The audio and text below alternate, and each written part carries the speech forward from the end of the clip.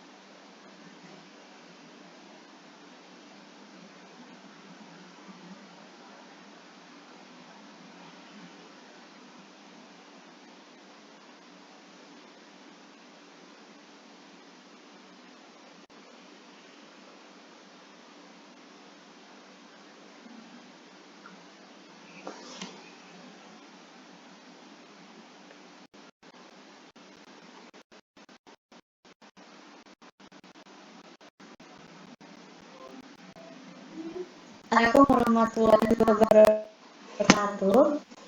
Kami dari yang beranggotakan Mala dan Puspita dengan judul menyajikan data dalam bentuk tabel. Materi pertama akan dibacakan oleh saya sendiri.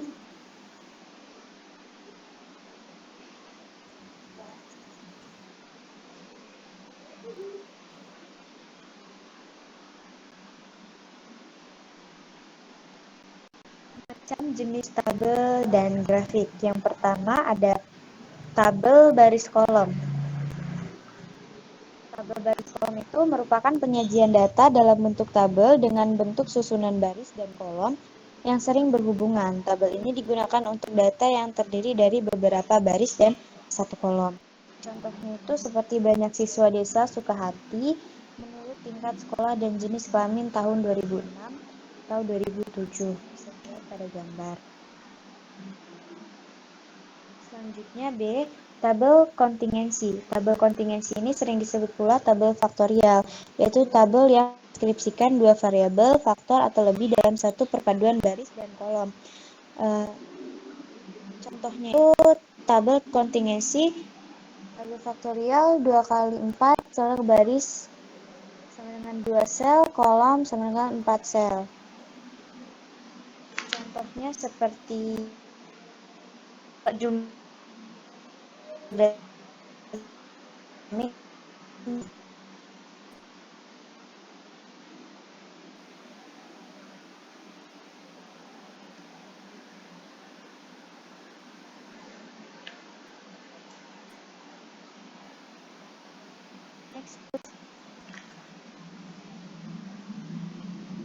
tabel distribusi frekuensi.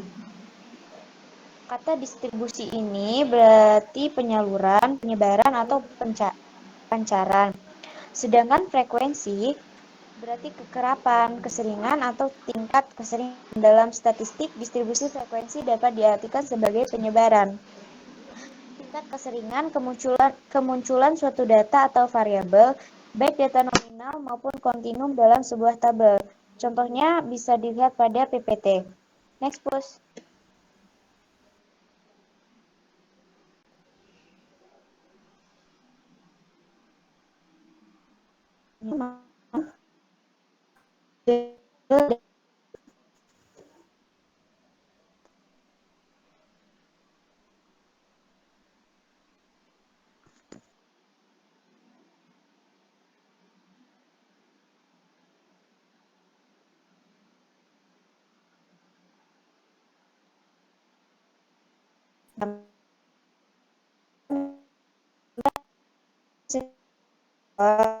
Berupa angka atau simbol-simbol yang biasanya dibuat berdasarkan data dari tabel yang telah dibuat.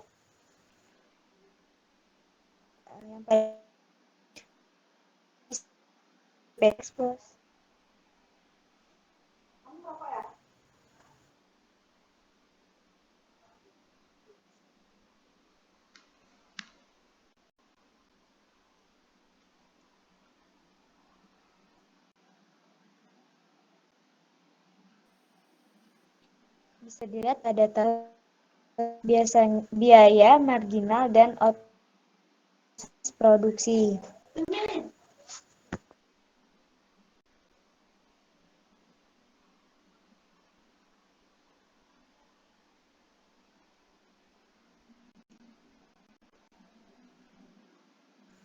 Selanjutnya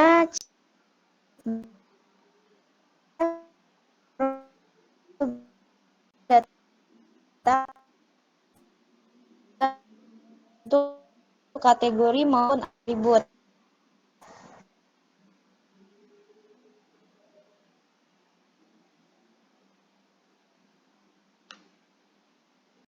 Bisa dilihat pada tabel 5.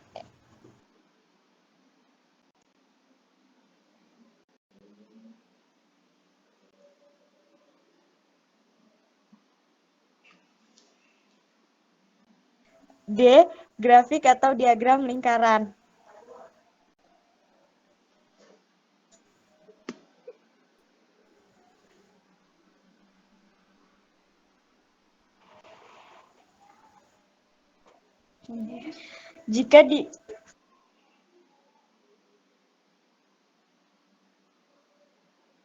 Jika diagram batang dapat digunakan untuk membandingkan sejumlah variabel, secara variabel ini bisa diukur paling sedikit satu aspek.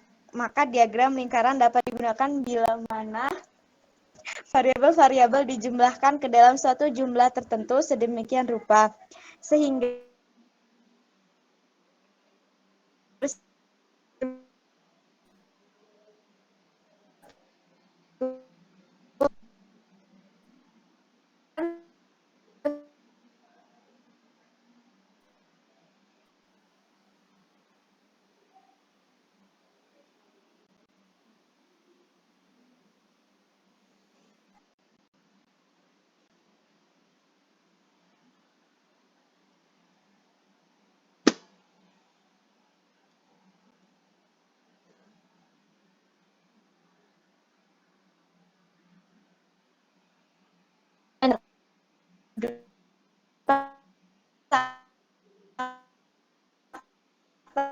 disajikan dalam bentuk gambar-gambar.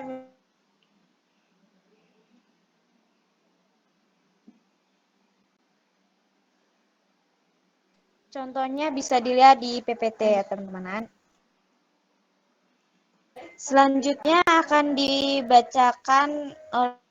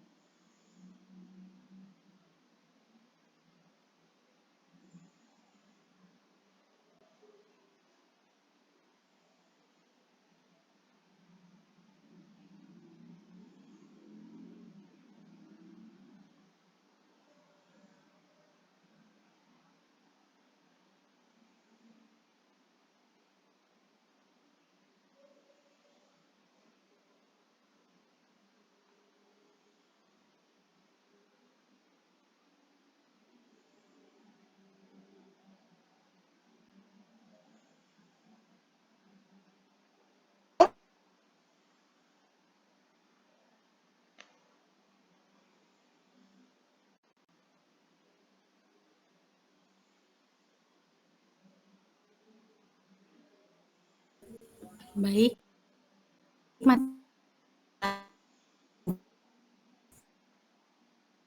data dalam bentuk yang pertama, distribusi frekuensi tunggal, data itu seringkali bilangan, namun kadangkala dinyatakan dalam bentuk tabel distribusi frekuensi yang tertera pada gambar tabel di dalam PPT. Slide selanjutnya bisa digunakan untuk menyusun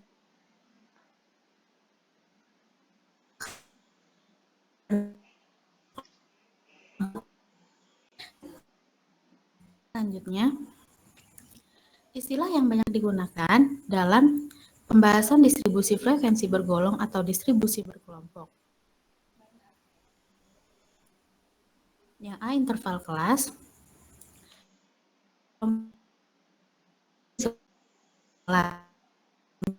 Berdasarkan tabel distribusi frekuensi sebelumnya 65, 68, 71 dan seterusnya merupakan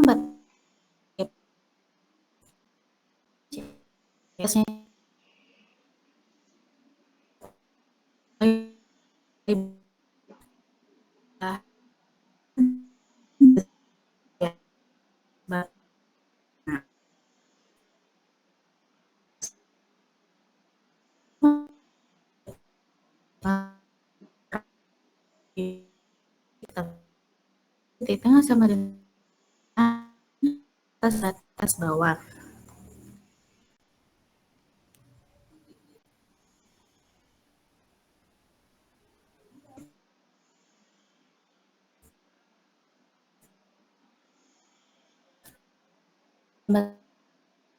Grafik distribusi frekuensi kumulatif. Daftar distribusi kumulatif ada dua macam, yaitu daftar distribusi kumulatif kurang dari dan lebih dari.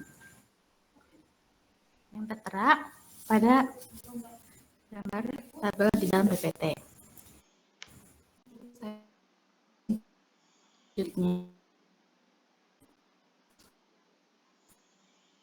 Berdasarkan data didapat kabar pada PPT.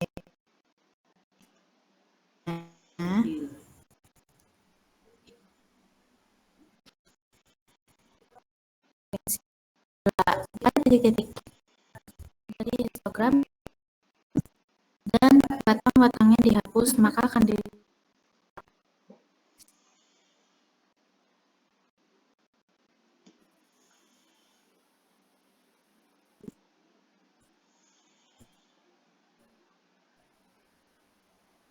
slide selanjutnya.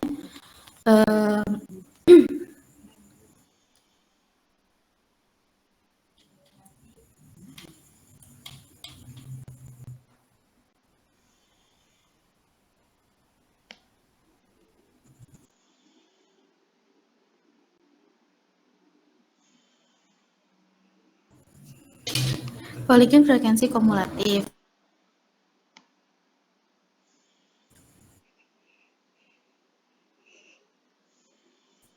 Dibuat garis yang distribusi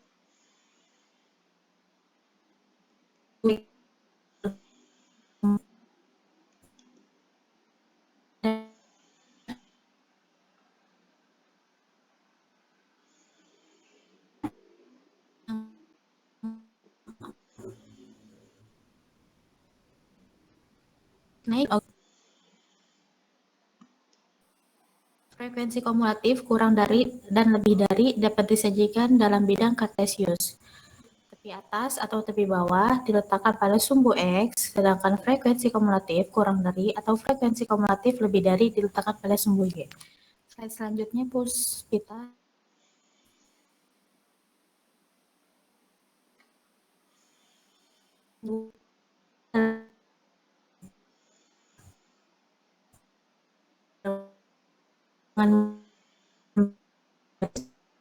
Terus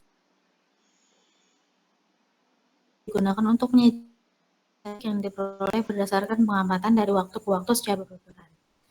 Slide selanjutnya, grafik lingkaran. Slide selanjutnya, Puspita.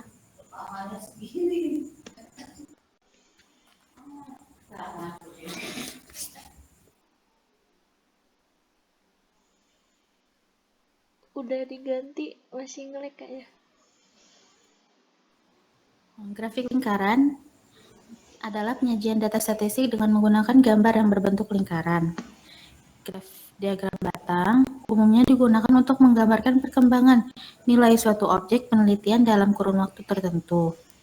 Yang D, diagram batang daun dapat diajukan sebagai contoh penyebaran data. Dalam diagram batang daun, data yang terkumpul diurutkan lebih dahulu dari data ukuran terkecil sampai ukuran yang terbesar.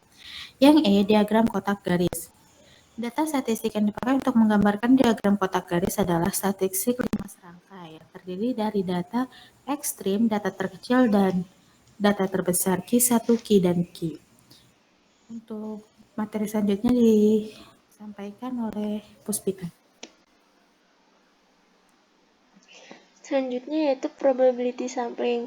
Probability sampling adalah teknik sampling atau pengambilan sampel yang memberikan peluang yang sama bagi setiap unsur atau anggota populasi untuk dipilih menjadi sampel. Probability sampling terbagi menjadi dua, yaitu sampling acak sederhana dan sampling acak berstrata proporsional. Sampling acak sederhana yaitu teknik sampling acak yang paling baik dan representatif.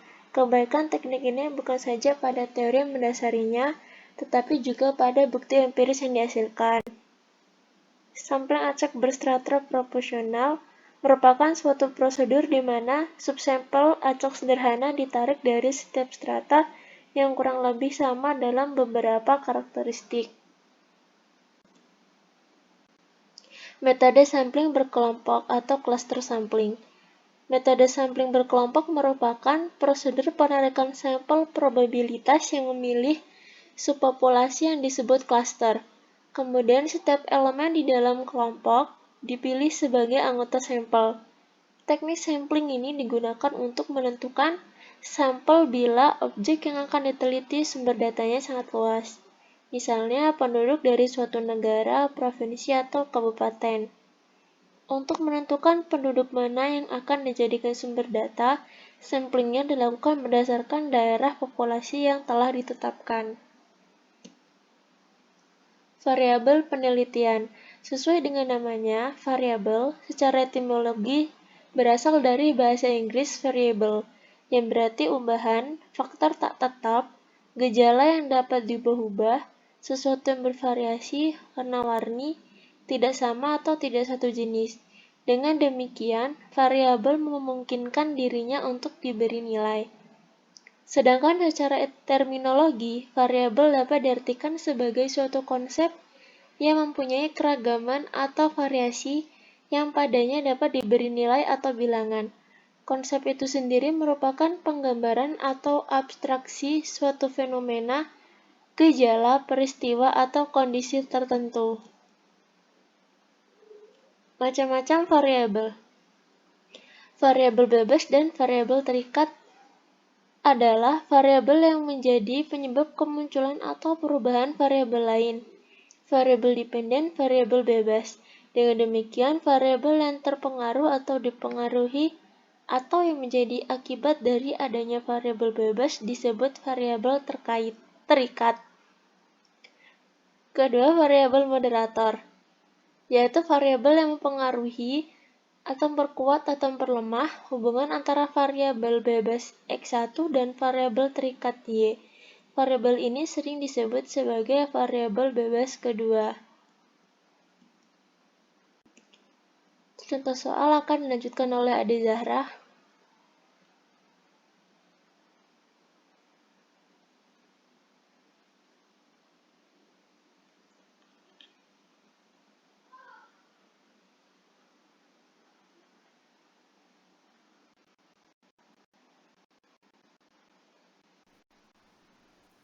Baik, untuk soal yang pertama, apa yang dimaksud dengan tabel kontingensi? Soal yang kedua, berikut ini adalah data tinggi badan siswa kelas 4, 29, 30, 28, 31, 30, 29, 27, 29, 31, 30, 28, 27, 29, 28, 30, 28, 27, 29, 31, dan 28. Pertanyaan, bagaimana bentuk penyajian data berat badan siswa kelas 4 dalam diagram batang? Yang ketiga, mengapa metode sampling harus dapat menjamin bahwa sampel yang digunakan mewakili populasi yang ada? Jawaban untuk nomor 1, tabel kontingensi 3 arah adalah tabel yang memuat karakteristik dari 3 variabel kategori. Setiap variabel dapat terdiri dari 2 atau lebih kategori.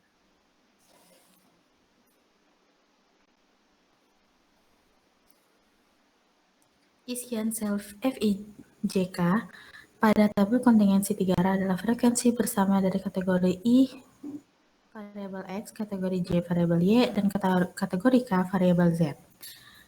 Jawaban nomor 2. Yang pertama, kita harus mengurutkan data berat badan dari bilangan terkecil sampai terbesar.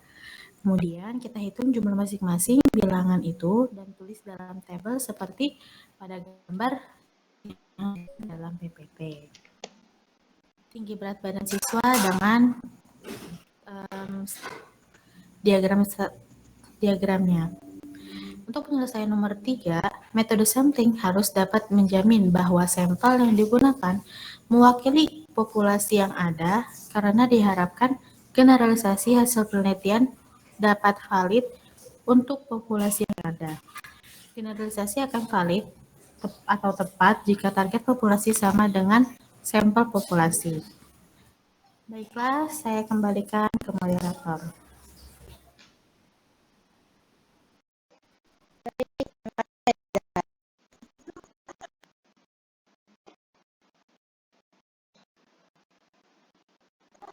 Presentasi dari kelompok 1. Assalamualaikum warahmatullahi wabarakatuh. Waalaikumsalam warahmatullahi wabarakatuh.